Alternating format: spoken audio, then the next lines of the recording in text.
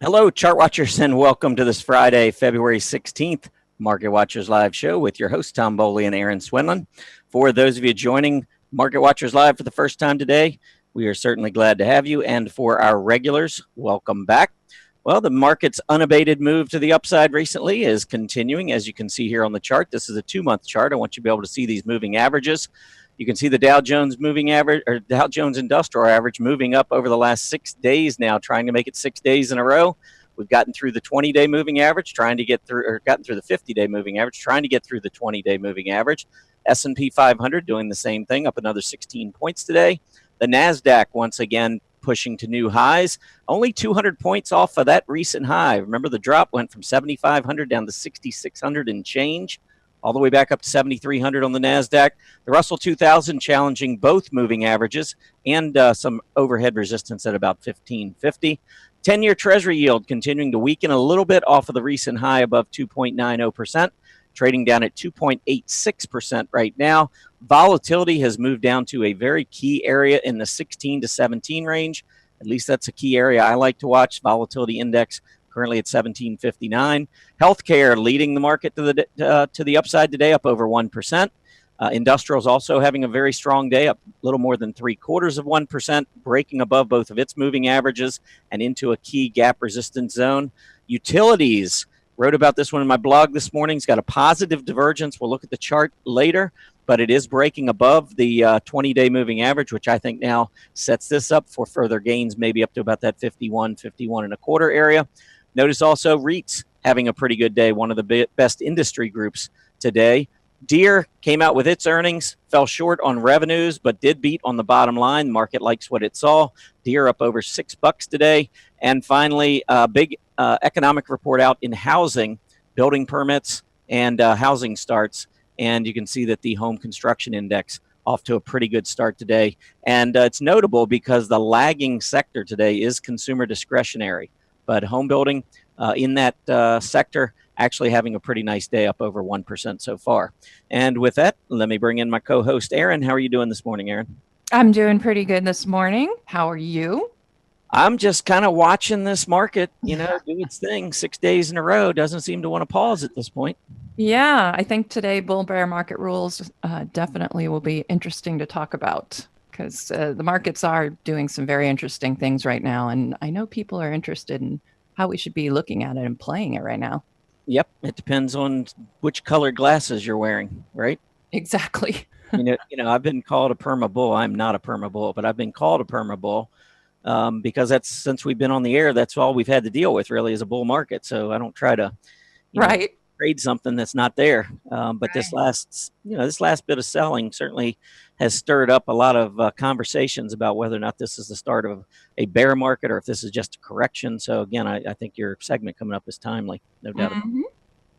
And you got a big weekend this weekend. I mean, everybody's got a 3-day weekend, but you're not going to be with us on Tuesday. No, I'm going to be in Vegas, baby. There you go. Hopefully doing better than the market. Yeah, you'll find me at a blackjack table if you're there. We might be accepting contributions, donations come Wednesday morning when you get back. Yes, I'll be hoping the market is nice to me. Well, if you've been trading some of your picks, we were talking about this before we went on the air. If you've been trading some of your recent picks, you'd have the money ready for Vegas. I know. At least it's okay. Like they said, better to be out of the market wishing you were in than in it and wishing you were out. So good point. So yes, as you can see, no market watchers on Monday, and Arthur Hill will be in for me. So it's not like you're going to be too sad that I'm gone. And then Greg Schnell will be coming in as our guest on Wednesday of next week. And then Friday, I know you're going to do a workshop. We don't know what it's going to be yet, but it'll be coming up. As for today, we will have my bull and bear market rules presentation workshop. So we'll do that. Then Tom's actually going to take some questions we've gotten in mailbag for him. So that'll be after my presentation. And then 10 and 10 to 1, our very first symbol is going to be Moleculin Biotech, MBRX. So if you wanted to go look at that chart before Tom does, you can make some notes and comparisons. And then at the end of the show, I will be giving you the weekly sentiment update that I do on Fridays. So we'll look at the sentiment. Sort of interesting today. I'm not going to tease you that it's so exciting, but there's some interesting stuff going on out there. Awesome. All right. Well, let's go ahead and jump into this thing. Absolutely. We got a lot to go over, and like you said, you've got your workshop coming up. I think everyone is sitting on their edge of the seats waiting for that one, trying to determine what to do. With the bull and bear. Well, what are the different rules and things that we want to follow. So that will be coming up. But let's jump in and take a look at some of the things happening today. First, 10-year Treasury yield. Always like to start here. And you can see this is a 5-day, 10-minute chart. You can see that we are moving lower. We've been moving lower for the last couple of days. And I think this is somewhat significant in the near term, because if we take a look at the daily chart, I'm already a little nervous because on that daily chart, let's see if I can get this thing to come up here. Here we go. As we've been moving up here throughout this rally, you can see the PPO kept rising, but it seems to be topping and starting to roll over. And we've seen this weakness the last 2 days. So now when we go back and look at that 10-minute 5-day chart, you can see that this selling, not selling, but the yield dropping, which is actually buying in treasuries. This is coinciding with some signals maybe on the daily chart that it was time for a little bit of a pause. I would be looking down at these recent lows in the lower 280s. I think if we fail to hold that support, we could then see much more movement into the bond market. And as a result, we would see the yields continuing to drop. Now, that could mean a couple of things. Number one, it certainly could mean that it's bad news for financials, which tend to do well when the Treasury yields are rising. But it would be actually a bullish development for utilities. And I'm going to show you that chart in just a minute. But before I do, there were a couple of economic reports out this morning. January housing starts came in 1,326,000 units. The market was only expecting 1,232,000 units. So a very strong beat there, about 7.5% above expectations. And January building permits came in better than expected, 1,396,000 units. And the market was only expecting 1,300,000 units. So a really big beat on both of those components of the housing report. And then at 10 a.m. this morning, February consumer sentiment came out 99.9 versus 95.5. That was a pretty strong consumer sentiment number. And I want to show you on the S&P 500 at 10 o'clock what happened after that report came out. The S&P 500 was at its low of the day in negative territory, and we have seen nothing really but buying since over the last couple of hours. So the S&P, I think, still continues to look very bullish. We have a very nice uptrend in play. I did want to pull up the hourly chart here. So let's see what we have with the hourly. And you can see we are continuing to move higher. One of the things that I talked about very early in this move, when we got back up above the now rising 20-hour EMA, is I wanted to see the S&P continue to trade above it. We did get up to some key price resistance here at 27.20, but notice we have continued to roll higher. The rising 20-hour EMA continues to rise up underneath. And so in the short term, looking at this intraday chart, I don't see any problems. Now let's move out to a daily chart, and I want to go back to the Fibonacci retracement tool that we used a couple of days ago.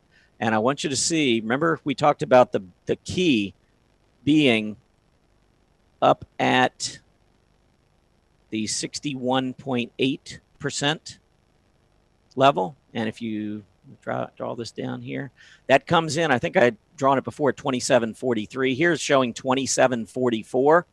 We got as high as 27.48. We're now at 27.46 on the S&P 500. I don't know, something about that red. I don't like the red. But there is the top where we topped on the S&P in late January. Here was the bottom that we just came down to. It looks like maybe I didn't go down quite far enough. How's that? There we go. And now you can see that that 61.8% area is 27.43. Already talked about the gap resistance being 27.41. And right now we're above both of them. Now, we have moved into a key area that I think most technicians would agree, given the Fibonacci levels, that this is going to be a difficult area, or at least I would expect it to be a difficult area. If it's not, then I think that would speak quite bullishly about the market. Now, one other thing that's bothered me, not only are we hitting some key resistance levels, but yesterday we saw defensive sectors leading the market. And if we go in and take a look today, and of course I pulled this up at the very beginning of the show, you can see healthcare at the top and utilities gaining on industrials, getting ready to move into the second position.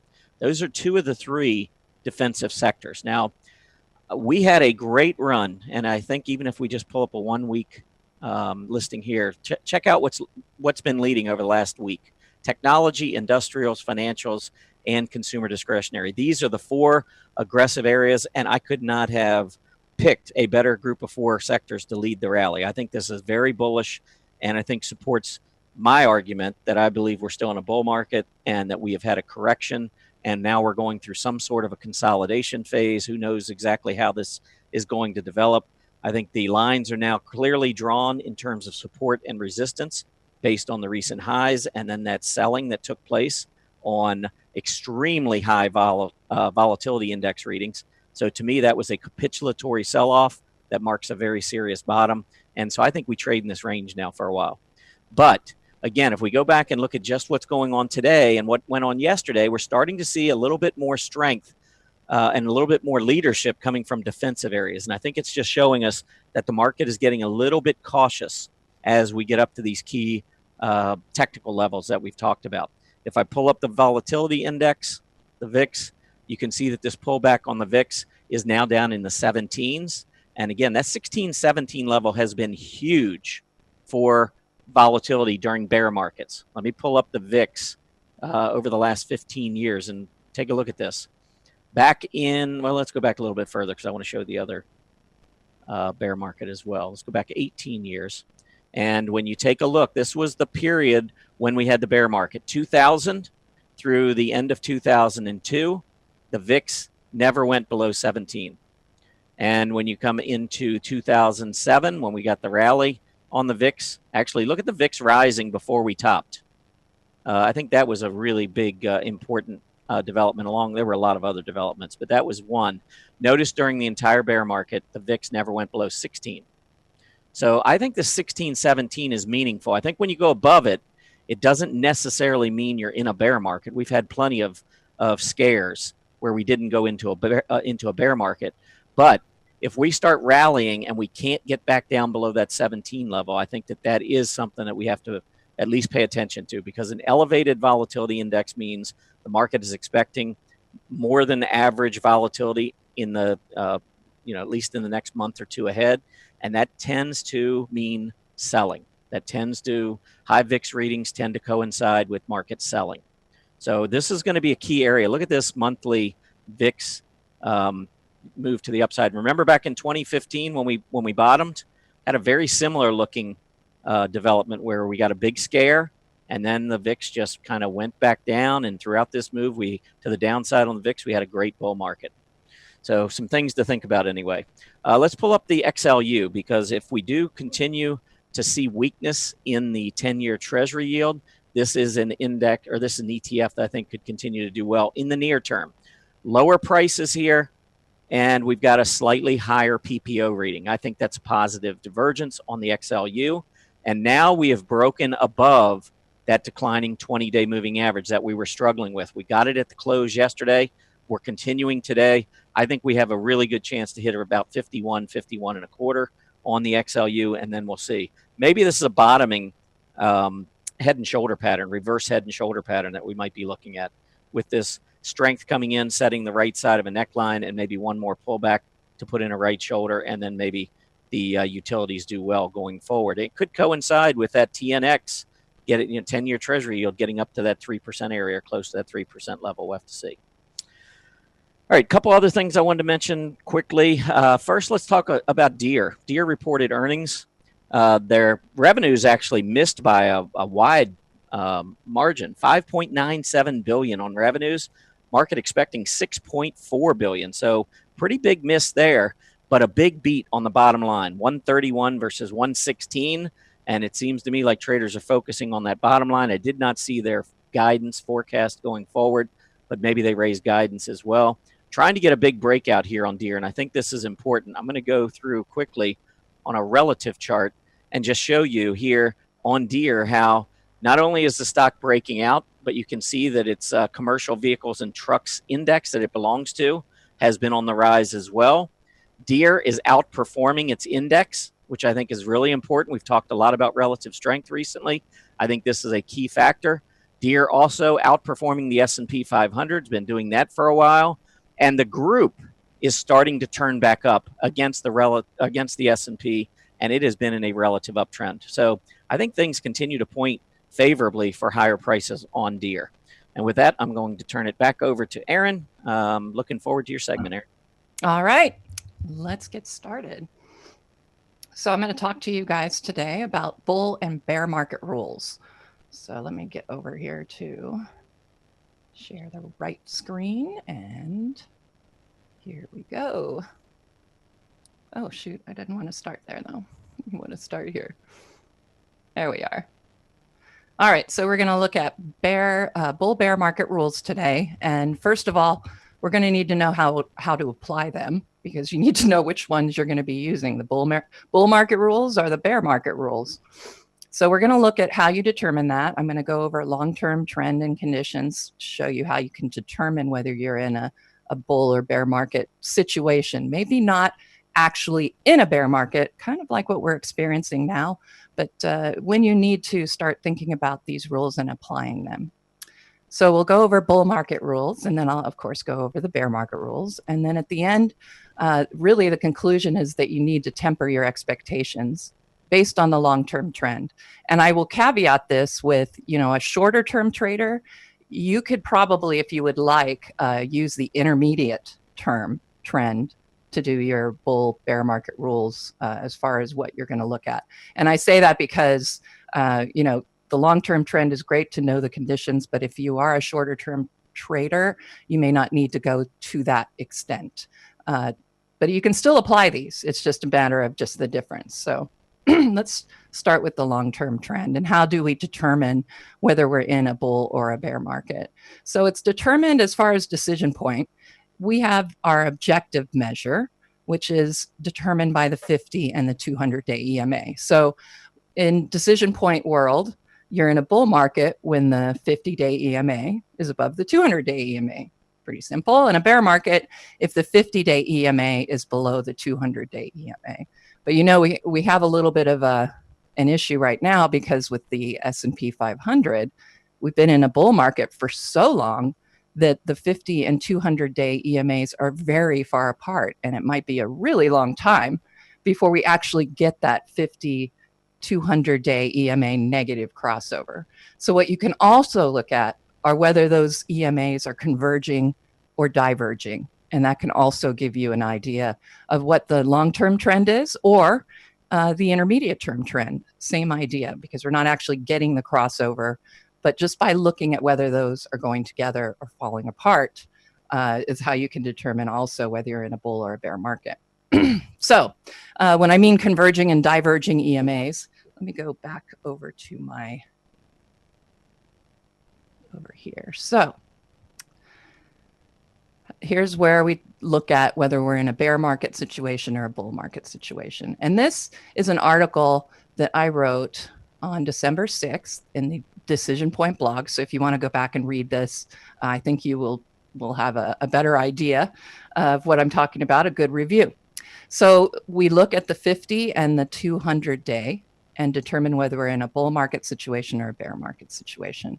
So back here, the 50 crossed below the 200. So this area, while the 50 was below the 200, we were in a bear market. As soon as the 50 crossed above the 200, then we considered ourselves in a bull market situation. Of course, it doesn't go up the entire time, but it did stay above the 200-day EMA. But notice as it started coming down, once price gets below that 50-day EMA, so if it's below the 50, and of course if it's below both of them, these EMAs are going to start to converge. So that's already kind of giving you a hint that either we're moving into a bear market or we need to be a little more selective about the rules that we're going to follow during that time. So we have 50, 200 negative, and that's in the bear market. And again, you watch for diverging and converging. So in this case, when we had that turn, as soon as it went over the 50-day EMA, these started to converge. And so that already gave me the indication that, okay, I may need to start applying those bull market rules, even though technically I'm in a bear market based on the EMAs crossovers. All right, so the bull market, again, here you go. We got the positive 50, 200, and away we went. So that is just the basic idea. And when I say converging and diverging EMAs, it's mainly determined by where price is in relation to those 50-day and 200-day EMAs. So, I mean, mathematically, this should be somewhat intuitive that if you have price in between, you've got the EMAs are going to start to converge because the one on top is going to start getting closer to the one on the bottom, and vice versa once you get price below both of them. So now you're going to see them start to diverge again, but now it's going to be in a bearish situation. But over here, when we crossed above, they started to converge. And again, that had tempered our expectations as well. So let's look at some more examples here. I'm going to go back to this. All right. All right, so let's look at those bull market rules. So let's say we're sitting in that bull market, or we're seeing those prices above the 50 and the 200. So maybe the 50 is still below the 200, but price has now managed to bust up through the 50 and the 200. At that point, once it gets back above the 200, then I can start getting a little less concerned about the bear market rules. But at this point, let's look at when we're in a bull market. And I think obviously what we've seen in the S&P over the past, year and a half, certainly qualifies as a bull market. So the rules we apply during that particular time is we know that oversold conditions, let's see, I have it coming in the wrong way. That's really interesting. Doesn't matter. Oversold conditions when you're in a bull market is a buying opportunity. So when you see your indicators move into oversold territory on the bottom, that's a buying opportunity in a bull market.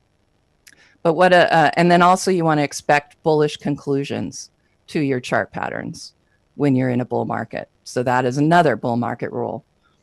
And finally, overbought conditions. This is the one that everybody is, of course, concerned about. The market is so overbought. The market is overbought. The market, we keep hearing that. So what do? In a bull market, they're not overbought conditions. Number one, can stay there for a while, as we've seen. And the other thing is, when you're in a bull market, a lot of times, especially with the oscillators, like the PMO and such, even with consolidation and even in a bull market rise, these oscillators have to oscillate. And so what they can do is relieve those overbought conditions internally. So they have to oscillate. So as soon as the market kind of pauses for that, then they can immediately get back down. So overbought conditions in a bull market, not necessarily the best place to be. You need to think neutral, okay, when you're overbought. And again, when you're in a really strong bull market like we have been, it's hard because we're really overbought and we're still doing fairly well even though. But this is just something to keep in mind. All right. So think neutral usually when you're in overbought, because more than likely you're going to end up with a bullish conclusion. So a bullish expectation is what you need. So let's see. Let's go on to the bear market rules. And I don't know if these bullets will come up in order or not. All right. So bear market rules. What do you do with oversold conditions?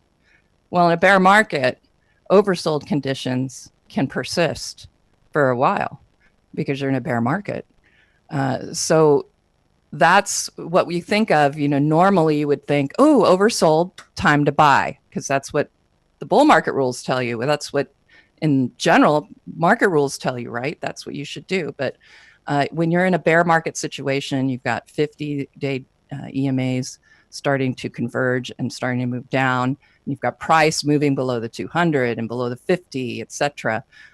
That's not necessarily a great buying opportunity in a bear market, because there really isn't a solid foundation when you're in an oversold condition. Those can persist, and the market or the stock can still continue to move down. So because of this, it's kind of dangerous to start buying into a bear market. It's swimming against the river current. You're going to find in a bear market, you're going to find way more shorting opportunities than you are buying opportunities. And that's where you want to be, is either shorting or out. So you want to expect also bearish conclusions to chart patterns. So that would be the other thing. And finally, what about overbought conditions in a bear market? All right, well, expect a new down leg. So you're overbought, and that's normally, even in a bull market, that's when you start to worry a little bit about the market moving down. But in a bull market, overbought conditions can persist. But in a bear market, that's your warning sign. You're going to end up with a new down leg. And then finally, let's see. So let's go. Okay. So let's go back, and I'm going to show you some more examples. So in this case, I'm going to show you a little bit about chart pattern part. And I'll explain as we go along as well with the 250 and 200-day EMAs. So this is a chart from, again, I wrote this December 6th. So we kind of know how things played out on this. In fact, I probably will bring up this chart because I think it's interesting to look at. So what I was seeing earlier here was the possible head and shoulders that was coming together on TLT. And so that is a bearish pattern, correct? Correct. So, but we just got into a nice bull market situation. The 50 crossed above the 200. It's staying above, price is above. Yes, we went down, we sort of tested, but we formed this bearish pattern. And so, the expectation, of course, is, the 50 is above the 200. So we really shouldn't expect it necessarily to execute. Well, let's look at what we've got going right now and what happened, because we have that. All right. So we ended up getting the top and we came back down.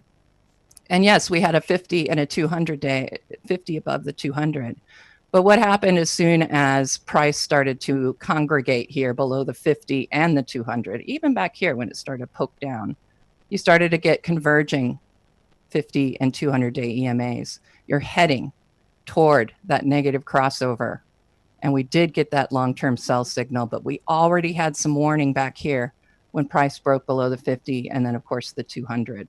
So although you would think bull market rules, as soon as these started to converge, that's when you should expect, now you're in that bear market mentality, because we can see the 50 is getting ready to cross below the 200. So what happened with the chart pattern? Well, first of all, we ended up not getting a head and shoulders. I guess you could make a case that it is, but I was looking at it more as a double top. Okay. So as soon as these started to converge, even though the 50 was above the 200, I was not expecting this to bounce off. I would expect it to conclude downward because the 50 and the 200 are starting to converge. So one of the things that I've noticed when I am doing these is that, especially with the S&P 500, and I'll get to that in shortly. I wanted to show you bear market rules here. All right, so this was UUP back December 6th. And we went into a bear market back here, right? As we came down, 50s below the 200, we're separating.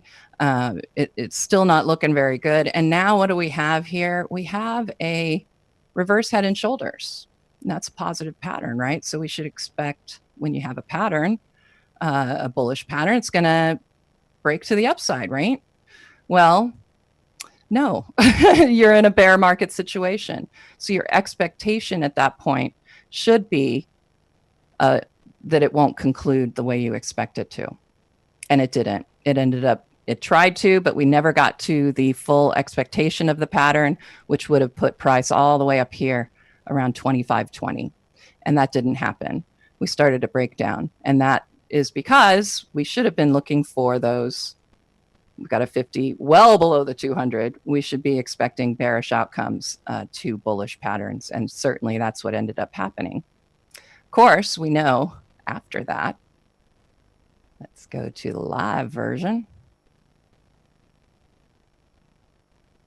We know that here's where that reverse head and shoulders was. See, there's your head, and there's your left and your right shoulder.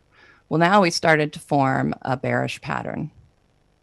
50 is below the 200. Bear market rules apply. Expect bearish outcomes. So we should expect this pattern to resolve downward. And sure enough, that's what we got. And it even fulfilled the expectation, because the expectation was basically to bring it down here to that $23 level. We got there, tested it, and started to come back up. But again, you've got diverging 50 and 200-day EMAs. So when we hit this resistance level and weren't able to pass above it, my conclusion was that we were not going to see a breakout at that point, that price would move lower. Looks like we're finding support now, but we still have 50 and 200-day EMAs diverging because price is well below them. So I would still be expecting bearish conclusions. I would have an expectation that the bearish side is going to win out more than the bullish side. But we know it doesn't always happen, because you're going to have changes in the trend. And that's why I think it's important to also watch converging and diverging 50 and 200-day EMAs. All right, so let's go and look at the S&P 500 currently. All right, so we had this parabolic move. We all, I don't think of us as perma bulls, really. I think we are momentum traders, and we look for momentum and what's going on. So I don't feel perma bull. And I know I was, hey, we got a parabolic here. If we fail, it's gonna be bad. It could go fast. All right, well, we're in this beautiful bull market, right? So the expectation, of course, is that we would continue higher. And we did have a very bearish pattern, but we were in a nice bullish configuration. So the expectation, honestly, was that we would continue higher. My thought was that we would get down here, test, and we could maybe get back in line on the rising bottoms trend line that was not as steep. So that's pretty much what I was looking for. But as soon as we saw price fall below the 50, and of course, by that time, things were already going pretty far south, but back here we had a little bit of an inkling. The 20 started to converge on the 50. Price fell all the way down. We started to have these converging 50 and 200-day EMAs. That's when you start thinking bearish conclusions, but we're in a very, very strong bull market. So what did I say about oversold conditions, overbought conditions? Your expectation is a bullish conclusion. However, oversold conditions, that's usually your buying opportunity in a bull market. So we started moving into this bear market configuration. And that was about the time I started to think in bearish terms. That's when we discussed, is this the beginning of a new bear market? I still am not completely convinced that that's the case based on this nice bounce off that 200-day EMA. The converging 50 and 200, now that we're above the 50, we're no longer converging, we're now diverging. So I think you could, at this point, start using your bull market rules again, because these EMAs are starting to diverge, but in the right direction, because we have the 50 price above the 50 and the 200. So now they're starting to diverge, as well as the 20 and 50. We missed that negative crossover. I think this looks good, but I'm still tentative. I'm thinking neutral. I'm thinking neutral right now, as in terms of that bear market thought. So let's go back, and I'm going to show you. It's probably easier if we go back and look at these rules again. All right. So I'm going to go back real quickly and I'm going to go over these and then we can look at the conclusion. So again, bear market rules. Overbought conditions, expect a new down leg. Okay. You normally expect that when you get overbought conditions, right? That's when you start looking for down legs regardless, right? That's what's ingrained in our head. When we get our overbought, we should expect downside. And in a bear market, definitely the case. Oversold conditions. Now, normally, what do we think when we think oversold? Oh, great. Now it's the beginning of a new bottom. Let's go and start thinking, all right, this is great. This is where I think we are right now. And that is thin ice. There's not a solid foundation right now. Everything got oversold because we had that big decline. We're now starting to see those, we're seeing price now above the 50 and 200. But that bounce, that foundation, I think, was thin ice. I don't think it's solid. So that's why I'm thinking we're going to end up coming back down. And that's because I am sort of applying these bear market rules, because when they started to come into effect, which was when price dumped down before the below the 50-day EMA, that's when I had to start, okay, let me get a little bit, let's start thinking about this. And that's why I'm not all in with this is the start of a new bear market, but I do have in the back of my mind the fact that we went into a bear market situation, those converging 50 and 200-day EMAs. Price dropped down there. The 200-day EMA appears to be solid foundation, but I'm not going to count on it because of the fact that the 50 and 200 started to converge, and then they diverge as soon as price went below that 200 for a moment. It was under it for a little bit. So anyway, that's why I haven't been buying really into this particular what looks like the new bull market leg out of oversold conditions, because I'm just not convinced yet, and I want to follow these rules until I really see the situation not so ambiguous. That's usually when you want to think bull and bear market rules, when the situation is ambiguous.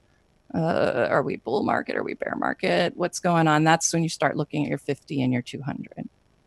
And then we'll go back here real quick and let's look at the bull market rules. Remember, overbought conditions can persist in a bull market. So they can be relieved internally. So you want to start thinking neutral when things get very overbought. And that's kind of where we were when we ended up in that parabolic rally and things were getting very, very overbought.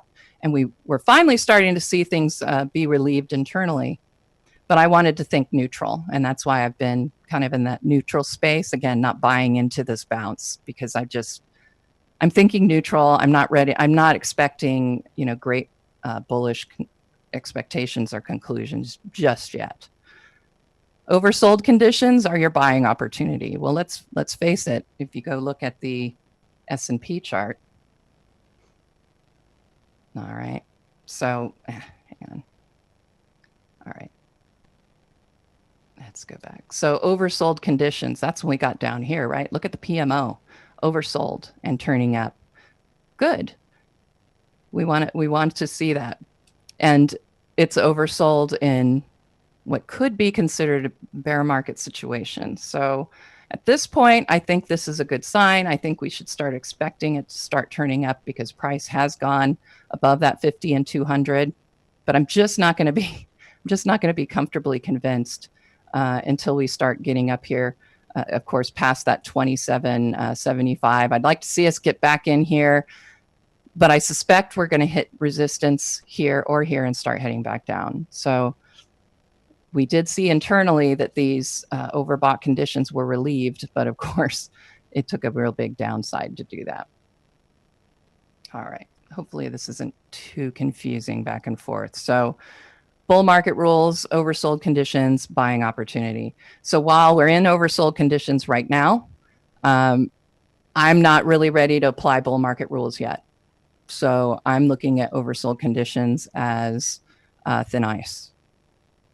So I hope that is helpful. So I'm going to take us to our conclusions here. And there we go. So you want to temper your expectations based on the long-term trend. But as I said, if you're a short-term trader, you can follow the same mentality, only instead of using the 50 and 200-day EMAs, watch the 20 and 50-day EMAs. And that's where you might want to expect and consider bull and bear markets. Bear market, expect bearish conclusions. That's pretty much the rule. Bull market, expect bullish conclusions. So those are the rules.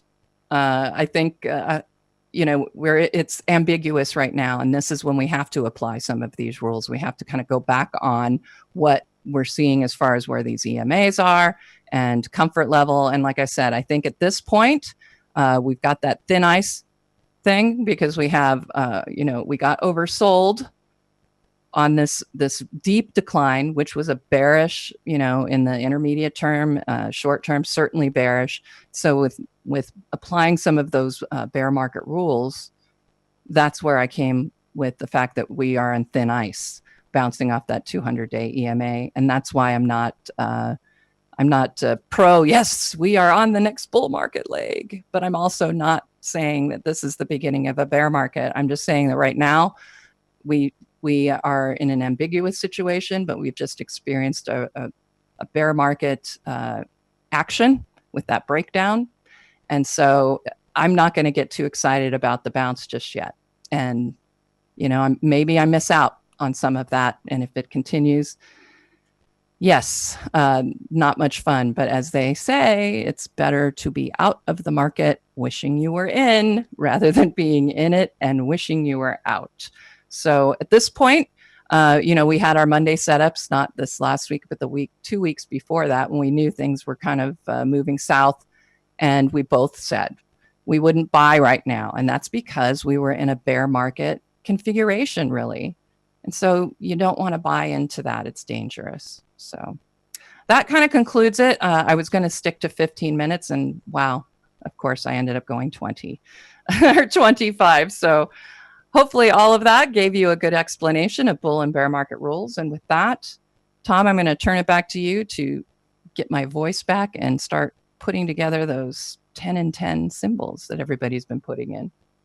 All right, sounds good. We are going to just jump into a few questions that have been sent to me. And so I thought I'd go into them. Actually, there was one that was in the chat room and then also got sent to me. So I'm going to start with that one. It's fairly straightforward. But the question that came in was regarding the NASDAQ and what is the best ETF to track NASDAQ performance. And I put up a couple things. I think there's one a common misconception that the QQQ trade that tracks the NASDAQ, and that does not track the NASDAQ. It actually tracks the NASDAQ 100. And the NASDAQ 100 is made up of 100 of the largest companies, many technology on the NASDAQ, I should say. But many of those are, some of the largest companies that many of us are very familiar with, the Facebooks, the Apples, the Amazons, and so forth, Google. But you also don't have any financial representation in the QQQ. There's 4, I think, financial administration stocks, but that's as far as it goes with the financials, and I don't think there's any energy representation in there as well. So you really, it's much more confined. And what I did is I just showed you quickly here the NASDAQ, and then the QQQ, which is the red line, and then the ONEQ. This is what is actually used to track the NASDAQ composite, ONEQ.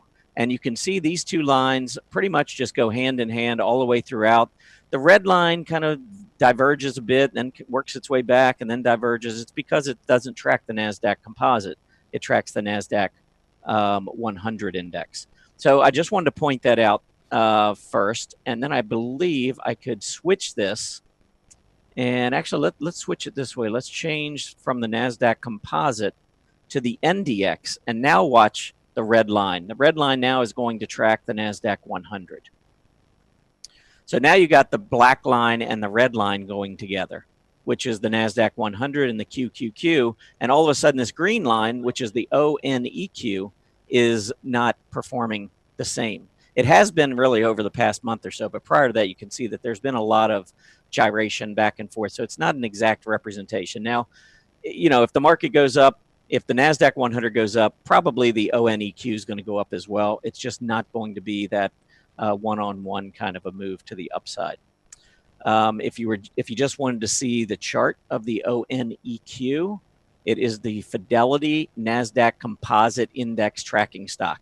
So I think right in the title you can see that this is tracking the Nasdaq Composite, and that's what it's designed to do. So that was question number one. A second question that came in, I find this one really interesting. I haven't talked about this too much, but it is something that I have requested at Stock Charts. It's in the queue to what I think would be an upgrade relating to volume. The question that came in is, how can you justify this bull market when volumes on buying are at historical lows? Example, Amazon or the Spider, SPY. Look at a 15-year weekly chart and compare volume levels and explain how this is good for a bull market. All right, well, let me pull up the Spider, SPY, and let's go back monthly, 15 years. Well, actually, let's do it weekly, 15 years, and I'm going to have to drag this out. Why don't we just go to the turn of the century? 18 years on a weekly chart on the Spider. So the question that's come in is, look at the volume over here. And look at the volume when we started this bull market, and even 2012, 2013. Look at the volume levels on the Spider and compare it to what we're doing now. Why would I think bull market? Aren't we running out of buyers?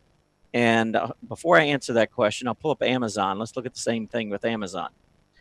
So Amazon, you can see again during the start of the bull market back in 2009, volumes were pretty heavy, routinely above 50 million. I tell you what, for the purpose of this exercise, I'm going to put the volume instead of an overlay. I'm going to separate it because then it'll bring my volume over here to the right-hand side so I can see it a little bit better. But here, what you can see with Amazon is, again, the volume, no doubt, is less than what we saw back at the beginning of the bull market. But you have to realize it's not just about how many shares you're buying. It's how many dollars you're putting in. The problem with looking at volume on a long-term chart like this is you're looking at volume on Amazon, buying Amazon when it's $1,460 relative to back when it was $50 in 2009. So yes, the share volume is much lower, but the dollar volume, you'd have to go through and do the math, but I don't think it's going to be any lower. Let's see, that's 28 times. So if I took 28 times the volume and let's say it was 25 million, that would be what, 450 million, something like that. Over here, I think it would be much larger probably. And maybe it's not 25 million. Maybe some of these average bars are much less than that. My point is, you have to account for the fact that Amazon costs a lot more now. I mean, to say, buy one share back in 2009 cost $50. One share now costs $1,400. So, of course, when you're looking across at just the volume, it's not going to tell you what you want to see. You'd really have to look at dollar volume. And that's one of the things I have in the queue at Stock Charts. I think the long term, it makes a big difference when you're looking at long-term volume patterns.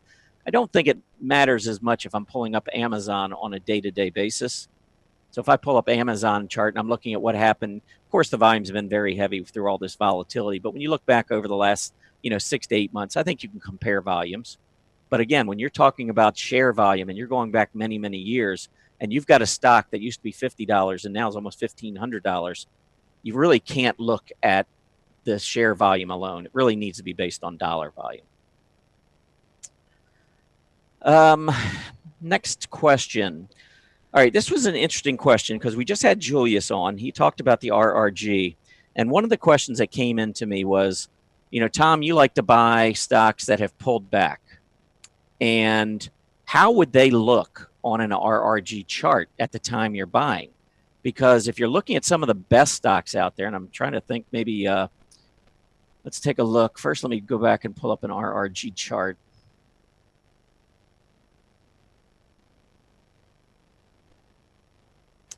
And let's use the SPX, I guess, as I'm trying to think of one of the stocks. I know BMY, Bristol Myers, has been really on fire here recently. Let me just take a look at this one, which is Bristol Myers versus This is a daily. Let's center it. Okay, you can see how Bristol Myers is continually moving to the upside. And if I go over here, let's pull up the Bristol Myers chart on a separate screen. I'll flip back and forth. So here you can see the relative performance. Now, this stock, to me, I think it's great that it's broken out. I love it. I think it's bullish, but I wouldn't chase it. I don't like to chase. I like to get pullbacks. So when you look at an RRG chart, when I see a stock like this, I'm going to agree with Julius and just about anybody who looks at the chart that without even looking at it, I can probably tell you it's a great looking chart, because the fact that BMY on a relative basis, looking at the benchmark S&P 500, it has made its way in this northeast direction right up into the upper right-hand part of the leading quadrant. If you see that, it's telling you that you've got a really strong stock. But I don't really want to quote Julius, but I do believe not yesterday, but the last time he was in, he said that he uses these RRG charts to spot opportunities. He doesn't look at the chart and say, "Oh, this is BMY is in the upper right-hand quadrant. I'm going to buy." He says this looks like an opportunity, and let me pull up a chart. And I believe he told me 2 guest appearances ago that he uses the chart to determine when to buy or when to sell. He uses his relative rotation graphs to spot opportunities, and so that's a big difference. Now I'm going to bring up a chart on here of stock that I got stopped out on actually back in, I think it was in December, might have been in January, but I'm going to look essentially over the same period. So here's the S&P, and I want to go back and let's pull up on this other chart, SCVL. And here was the earnings breakout. Okay, so this would have been back November 17th and then 20th. And so on November 17th, if we take this, and you can see down here, by the way, this is telling you that the number of trading days. Actually, I don't need 18. That's a long tail. Let's go back to about 7 trading days on the tail. All right, so here it's telling you down here where we are on the chart. So we're at November 10th, 2017, and we wanted to get to what? November 17th, I think. So let's grab this and drag it. All right, so here it is improving as it's heading into earnings, into the improving quadrant, and then earnings hit on the 17th, I think it was. And check out this move on SCVL. So on November 22nd, this is kind of looking like BMY. It is way over here. It looks awesome. So this would be something that would say, wow, what's going on? What's going on with Shoe Carnival? Well, you pull up the chart on November 22nd, which is right over here, and you say, wow, this is what happened. We just had a great earnings report. Now, again, I don't like to buy when a stock is in this area up top. I would rather see it as it gets down, maybe test this 20-day moving average or, top of gap support. So it's going to be more in the early December timeframe that would get my interest on the stock.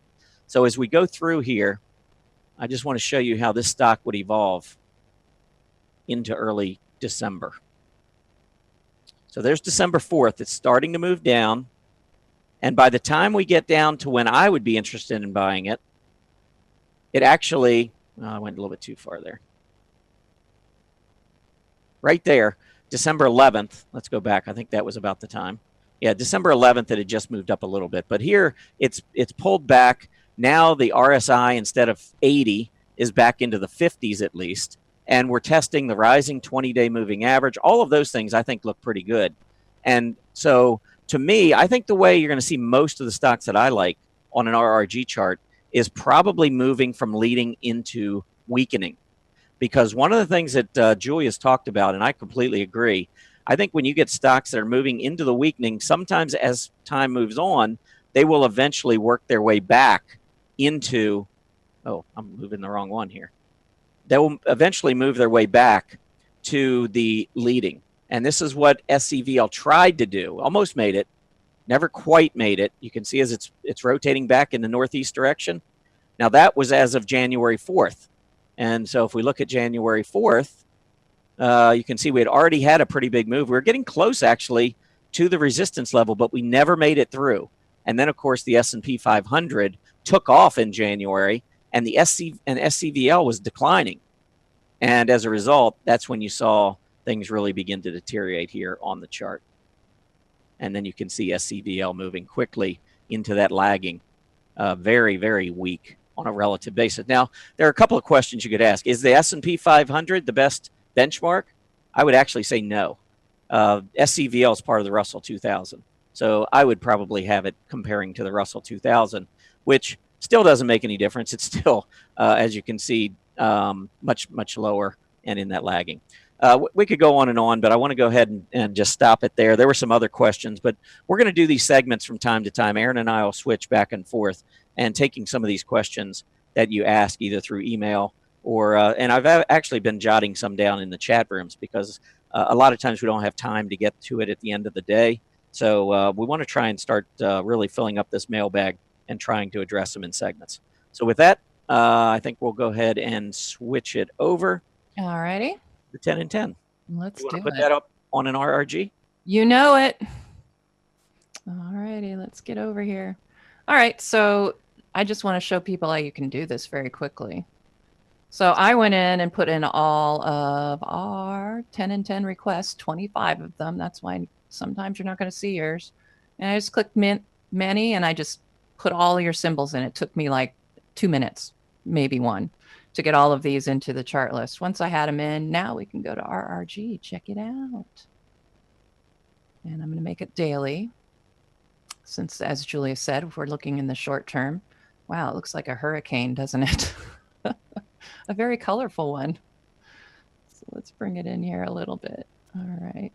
So as I was looking at them, just for interest's sake, this is where they all sort of lined up on the chart. I ended up picking some, I think, that filled the bill that Julius had said. So with that, Tom, let's go ahead and go to your screen. We'll start with the first one, which is MBRX.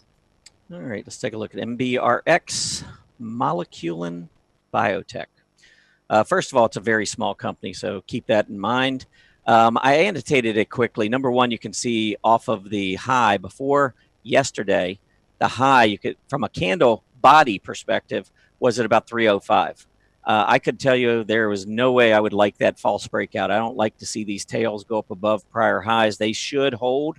You can see the massive volume that was coming in, the breakout, and then the failure into the close.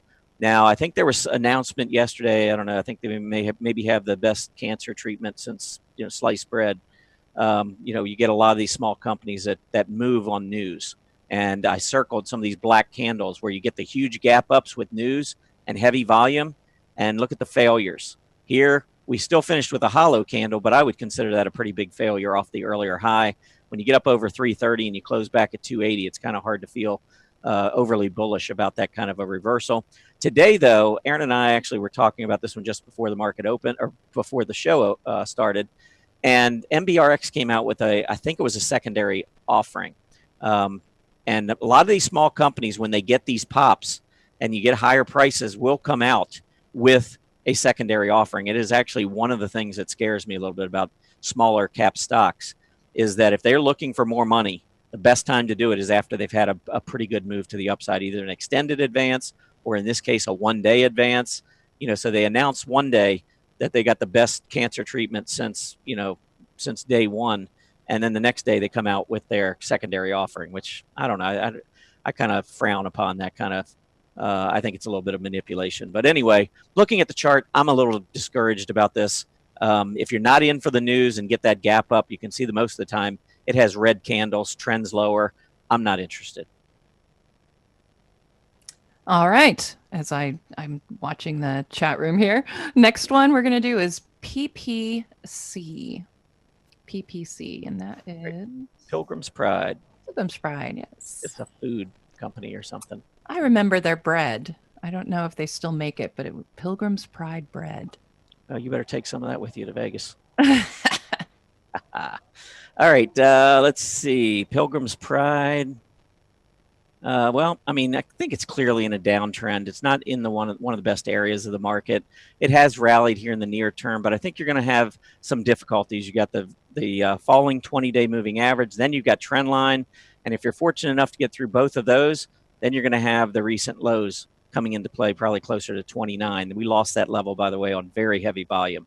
So I think somewhere between 27 and a quarter and 29. That's about as much as I would expect out of the stock until we get a heavy volume break.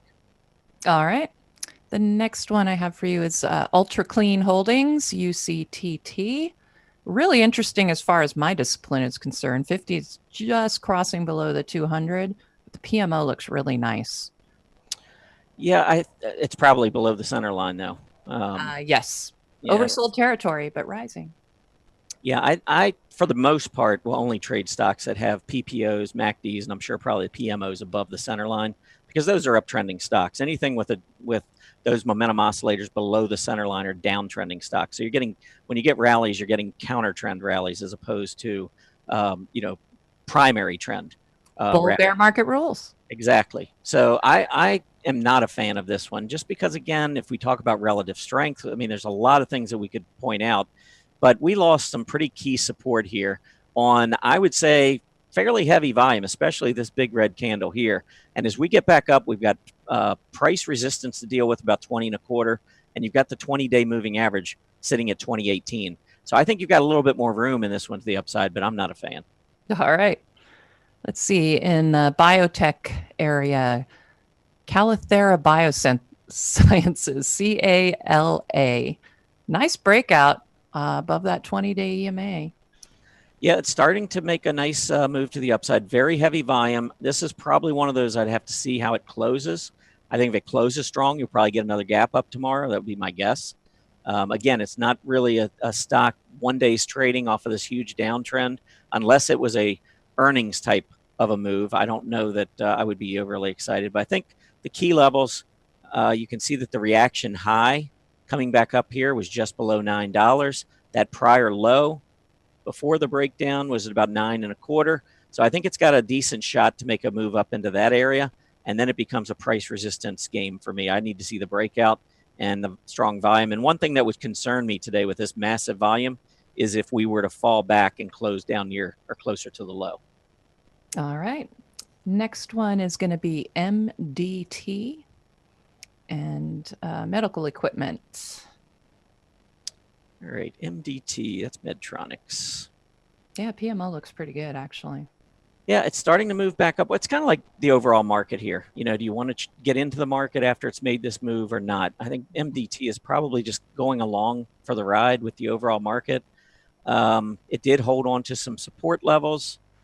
So if we pull up the lows that we had in play, we did reverse before we got down there, and here's the high. I think we're in the middle of a trading range. Again, based on relative strength, I think there are a lot of better trades out there. But I think, getting back up above the 20-day moving average is a start. I think if I was trading it, I would be watching that 20-day pretty closely. And if we closed back below it, I would look elsewhere. All right. Next one in aerospace is ERJ, Embraer Aircraft. All right, ERJ. Nice cup. This is pretty interesting. I'd like to see a little bit more volume, I guess, on the right side of the cup. But if you use this parabola here, I always like to do patterns with the black. Just call me crazy, but there's the left side. I'll call you OCD. No, there's no doubt. There is absolutely. I could spend a whole session on my OCD tendency. All right, we won't go there. No. Let's just act like I don't have them. Yeah. Here's a beautiful move up. And so what I look for after a big move like this is some sort of continuation pattern. You could call it a cup, or we could delete that, and we could just say it's in a sideways consolidation pattern. I think clearly the support has been tested multiple times around 24. The recent high was up at about 27.5. So you could just say, hey, maybe it doesn't get through as long as it holds 24 to the downside. So it comes up or really comes down to your own personal trading strategy. But I think the chart here looks very strong. All right. Next one, iRobot, household products, IRBT. Kind of interesting. Could be a reverse island, but I don't know. Yeah, I don't like these huge, massive. I mean, that isn't just a gap down. That's a lot of selling after a big gap down on very, very heavy volume. So if I get rid of the volume separated here, you can see, look at the volume. That's the heaviest volume on the chart. Now, after we saw the heavy volume back in September, we continued lower. After we saw the heavy volume in October, we actually had a little bit of a bounce before we started rolling over again. Here we've got the big volume and we're getting a little bit of a bounce, but I think that 70 and a half area is going to be a bear for iRobot. So I would draw my resistance right there. That's where all the selling from the open kicked in on very heavy volume. I don't see it just going right back through that level without a fight, but we'll see. All right. This is an interesting looking one. Carbonite, CARB. I I'd need a pullback. This is pretty crazy right now. Yeah, this one came up on a scan of mine recently. It might have been high volume. I think it was a high volume scan I ran earlier in the week against all the stocks out there. It wasn't just my strong earnings chart list. And I like the breakout. And this is what I was talking about. If you're going to get a breakout, if you're looking for additional strength, I think it's always best to finish at or on your high. So here is your breakout where we actually closed on the high, and we have seen continuing strength. Now, I agree. This is not my kind of deal to jump in at this point. I think you've got really good price support down at 26 and a quarter. I think the rising 20-day moving average is going to give you some really good support in time. So it's one that I would have to wait for a pullback as well. But if the difference, check this one out where you had this huge move up to 27, you came back down and closed at 24, and look at what happened after that. I don't like these long tails to the upside, especially on big volume. If I'm going to see the volume, I want to see it closing on the highs. And so far, that's what we've seen. We'll see what today brings. If we go back and close near the low of today, that would be shooting star off the top. That wouldn't tell me that I'm bearish the stock. I'm still bullish, but I'd be looking for that pullback to that 26 and a quarter, 26.50 area. All right, two more. Boeing, BA. It wants to break out. Might be a double bottom. Yeah, I'm going to actually pull BA up on my relative. Oops, that's not. Oh, that's a good idea. Bring it up on this relative chart because I think this is really an interesting. And by the way, I'll scroll down here real quick so you can at least go back to a recording and you can see how I have everything set up, all the different parameters. But here is a chart of Boeing. Beautiful move to the upside. Can't really argue here. Here's the aerospace index that it's a part of. Certainly no arguments there. Here's Boeing relative to that index. So you've got a great healthy index, and Boeing is a leader. And then you've got Boeing relative to the S&P and aerospace relative to the S&P. Notice all these are moving up and to the right. That's telling me that we've got one of the best industry groups relative to the S&P 500, and we've got one of the best stocks within that industry group. I think it's hard to argue against Boeing. I think it continues to be very strong. It's trying to make a breakout. The market's nowhere near yet ready to make a breakout, but yet here Boeing is. So look at the volume coming in as well. I don't have anything negative to say here. I think as far as annotating this one, I would simply just circle that the volume coming in. It's hard to ignore heavy volume and price movement to the upside. So I'm very bullish Boeing. All right. One more, and that is PKG, and that is containers and packaging in the materials space. Right, let's do one more. I'm using the same thing here. So here's PKG. It continues to put in higher highs and higher lows, even though we were really weak and maybe on a relative basis holding back versus the S&P right now, not because we're not able to get through the moving averages. We'll see that in a minute. But to me, it's still in an uptrend.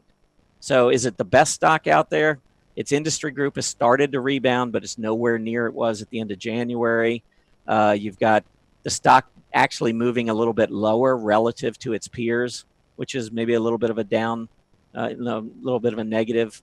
Here's PKG relative to the S&P 500, clearly in a downtrend for about the last 6 weeks. And then look at the industry group relative to the S&P 500. This is going to make it very difficult for me to get into the stock, because if the whole group that it's a part of is dropping relative to the S&P 500, it's like trying to swim against the current if you try to go with a stock in this space, and especially one that has been struggling against its peers, its own industry group. So I'm gonna annotate this, and on this one, I am just simply going to say, let me get this red circle out this time, because to me, the biggest problem that I have is this right here. I mean, I cannot consciously look at trading a stock within a group that is underperforming the S&P 500 so poor or so badly. So yeah, that would be it. All right. Well, that's the 10, but I do want to comment on the two of them because we had very different analysis. So I'm just going to take the screen real quick. Mr. Producer, if you can wait a little bit here. Let's see. Well, there are the symbols we went over. But I want to just show you two of them that I was looking at. One of them was CALA, C-A-L-A. And this one, I like the breakout from this declining wedge, which is good. And I know 50 is below the 200. Yes, yes, yes. But this is a nice setup here. I like that breakout. And look at the positive divergence between the lows on the PMO and the lows on price. So that it's not as bad as it may look, I guess is the best way to put that. So I think it's as bad as it looks. And then the other one. Today's breakout, no doubt, is certainly an improvement over what we've been seeing for the last few months, but we'll see how it finishes today. All right. And then this is another one as far as UTT. We have this head and shoulders, which is a bearish pattern. 50 was above the 200. Looked like we were going to, as these EMAs had started to diverge, it looked like we were going to get it to execute, but we were in a bull market configuration and it didn't execute.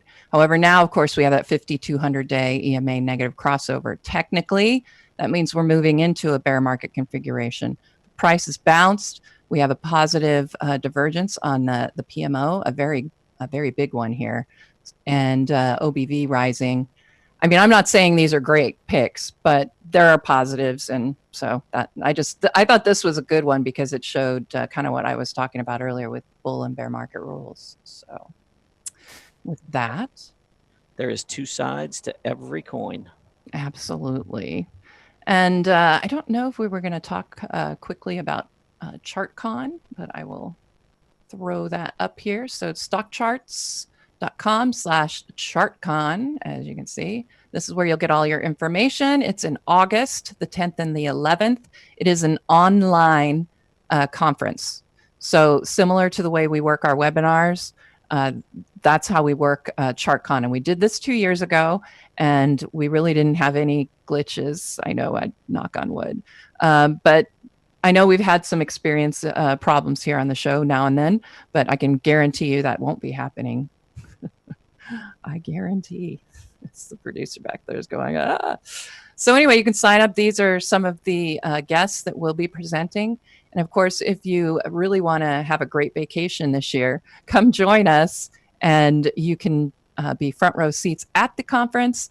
And then if you want to, you can also join us on an Alaska cruise that we're going to be doing after.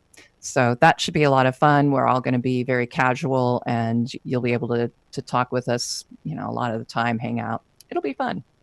So anyway, that is ChartCon.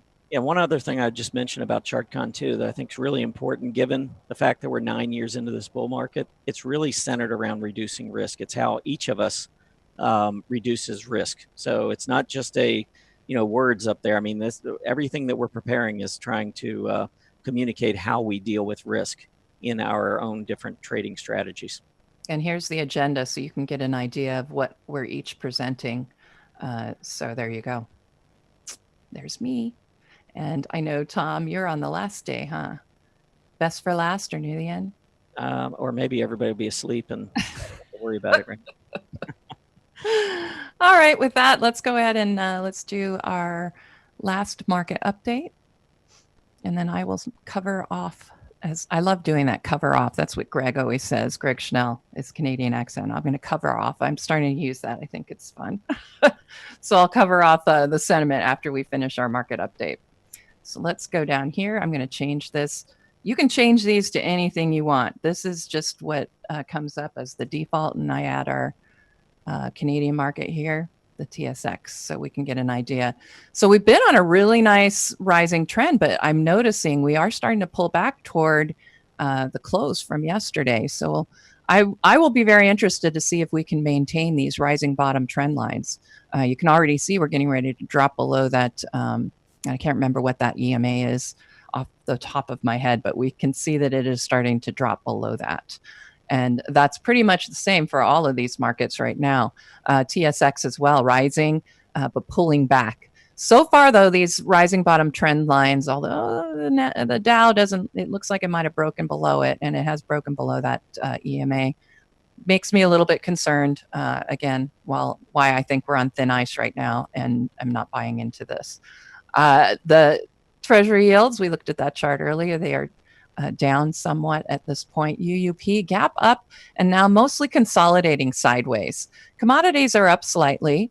And we can see USO started the day in the negative, but it has now made its way back positive, although pulling back, currently reading at $12.39. GLD, rather volatile day, looks kind of like a head and shoulders coming together here off of a nice uptrend. So we'll have to see if we can get this get GLD to rise, try and get it up here to at least test that 128.70 area, but currently only reading 128.44. VIX is currently at 1852, so we're seeing a drop in the VIX, and that means people are feeling a little bit more comfortable about what's going on in the market. Let's look very quickly at our market summary right here. Couple of ways to get to it, but that's the way I like to get to it. So I'm going to adjust this by percent change. So sector spiders right now, healthcare and utilities are leading at this point. And we can see consumer discretionary, the only spider right now that is in the negative. And U.S. industries, drugs, which makes sense since healthcare is near the top as far as spiders. Drugs, broker dealers, biotechs are leading the way. And we can see gold, network, natural gas. These are all laggards, with gold at the XAU down almost 2% right now. And we could see international ETFs, Japan, Italy leading, Japan up almost 1.5% currently. And we can see Russia and India ETFs both lagging and down over 1%. And with that, I'm going to begin my sentiment. But if you had any comments you wanted to make, Tom, about current conditions right now? Well, you go ahead and do the sentiment. I would just add, based on the VIX, even though it's at 18.5, it did get down much lower and put in a double bottom based on yesterday's low, and I think that is somewhat indicative of maybe a potential short-term top. The other thing that's bothering me is, since we started the show, we now have all three of the defensive sectors on top of the leader. Yes. 1, 2, 3. And consumer discretionary has moved into red territory. So this afternoon, I think it's going to be really important for the short term. I said I got out of half of everything yesterday, and I don't like the way things are going right now. There's a good chance I'll be out of the other half shortly. Yeah, there you are. Okay, let's go ahead. I'm going to get us back over to my sentiment indicators. Let's make this big.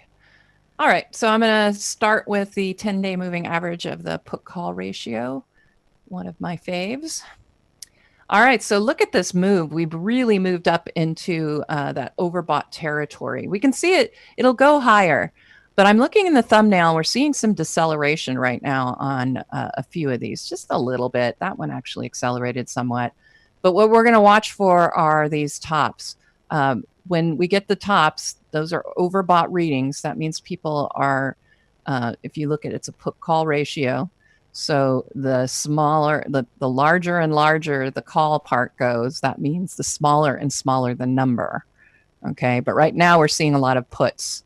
That's why it's moving up, and we're at 1, which is, kind of even here, obviously. But the fact is we've been moving up very quickly, and usually when you get tops, that's when you want to start looking for the next leg up. So we are still rising, but we're getting in that overbought area. So I think when I look at this, I would say that, with people starting to, when we're seeing these ratios move up like that, that means people are getting more bearish. And we're not really in overbought territory, but we're getting close. So I would say with people feeling somewhat bearish, that's actually bullish for the market as far as this particular sentiment chart. AAII, the American Association of Individual Investors. You can see what the ratio is now elevated over 2. That means we have a lot of bulls as far as the poll is concerned. AAII, if you go to their website, I think everybody can take the poll. You just click whether you're bullish or bearish, and that goes into this data. So it's a lot of people from a lot of different places making these, taking these polls. But you can see we're getting very elevated on bullishness. And while we don't have a hugely high ratio, we're above that 2 mark. And that means we have twice as many bulls as we do bears, more than twice as many. So I would say very bullish. And with sentiment, it is contrarian, which is actually bearish for the market. We're getting some mixed readings here, basically, as you can tell. All right, these are the big guys, the the National Association of Active Investment Managers. And this is their exposure, how much they're exposed to the market currently. And that's how we get these readings. So as you can see, we have gotten a bit of a rise. If you look in the thumbnail, we're moving upward as far as exposure. So we're starting to see the big money starting to come back into the market and their exposure. But we're not even overbought here. We just aren't. But the fact that we saw a little bit of increase would be a little bit of increase in exposure, that's showing bullishness on the part of these money managers. So the expectation then is opposite, being sentiment. So this would be somewhat bearish for the market when we start seeing highly bullish readings. But again, this isn't highly bullish. We're still kind of in that neutral section. So we'll be paying attention to this every week. We go over this together. All right. And finally, I'm going to look at the RIDEX asset analysis charts. These are really interesting today, I would say, compared to what we've been looking at. First of all, actually, I'm going to annotate this because I didn't get it in there. Look at the breakdown on the ratio right now. Big breakdown. And we're now in really oversold territory as far as the ratio is concerned. And so what that means the number is very small, meaning the bull assets are very large in comparison to the bear and money market assets, right? Because actually, yeah. Okay, we're going down. So as we go up, that means we're getting more bulls. Sorry, I'm getting my math brain tripped there, because I did invert the scale. Because again, when the number starts getting bigger, that means you're moving bearish, and that means oversold as far as sentiment. So anyway, as you can see, the money is just flying now into the bear funds, and it's flying into the sideline money markets, and it is flying out of equities. It's starting to improve a little bit. People are thinking, we're starting to see a little bit of assets rising here in the bull sector. But in general, this, of course, shows extreme bearishness on the part of the asset flow, money flow of these particular funds. And again, so if you're looking at very bearish activity and sentiment, it's contrarian. So that is bullish for the market right now. So very mixed, a lot of mixed signals here. But this is what we want to see, are these elevated readings in the bear funds and in the money market funds. Typically, that's where you're going to come out of these drops here. So we want to see people get really bearish, because that's bullish for the market. And with that, let's kind of wrap this up. So as far as the 10-day moving averages of the put call ratio, remember it's an overbought territory, which is bullish for the market. And then you can see we've got an elevated bull bear ratio, which is bearish for the market. And we have exposure moving higher, so that's somewhat bearish for the market.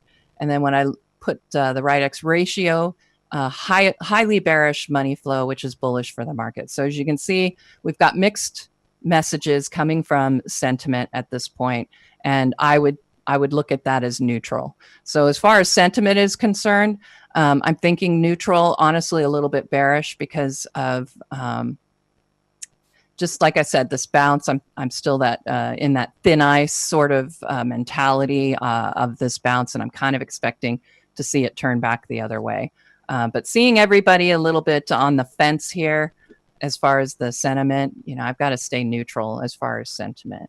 And a lot of people ask me, well, why do we do this? Why do you even look at this stuff? Well, it's all about market condition. What is the condition of the market? This is just another indicator of that. And so if the market is feeling neutral right now, well, that gives you an idea of where you need to put your stance as far as your investments. And then you add to that what your indicators are saying. What am I short term, intermediate term?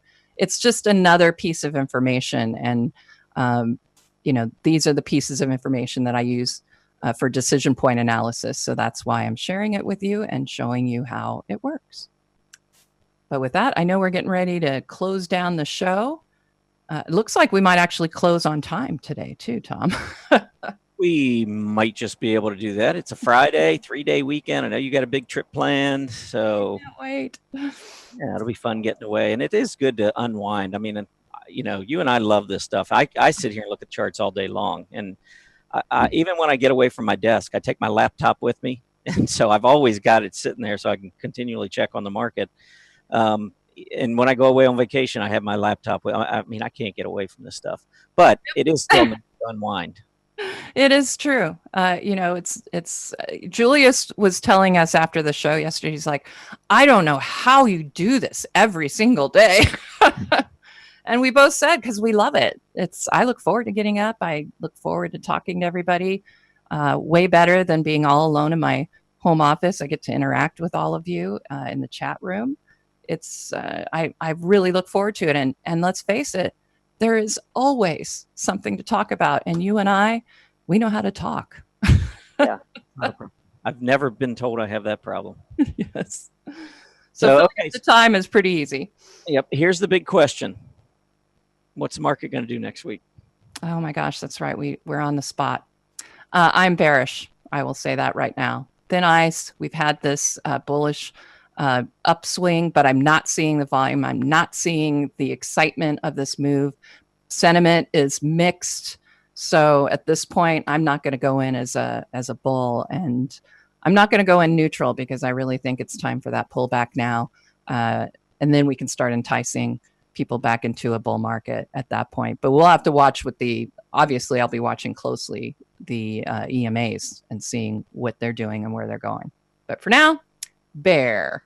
Okay. I am going to say that I am unequivocally bullish, but not next week. Okay. I had to throw that in there. I was going to stump you. I'm going bearish next week, and I'll tell you there are a few reasons. Number one, I'm watching the S&P 500 now. It's down 14 points from the intraday high. It is looking to me more and more like a reversing type candle. We're still, a few hours away from the close, 2.5 hours. So maybe we get another rally into the close, but I do not like what's happening there. I pointed out at the top of the show, major Fibonacci retracement level is at 2743. We got to 2754. Now we're back at 2740. I saw the XRT, which is something actually I still own half of, and that thing has fallen like a rock off of its intraday high.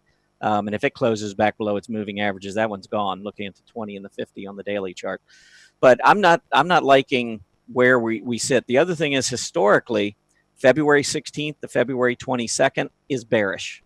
Both the NASDAQ and S&P 500 going back many, many years.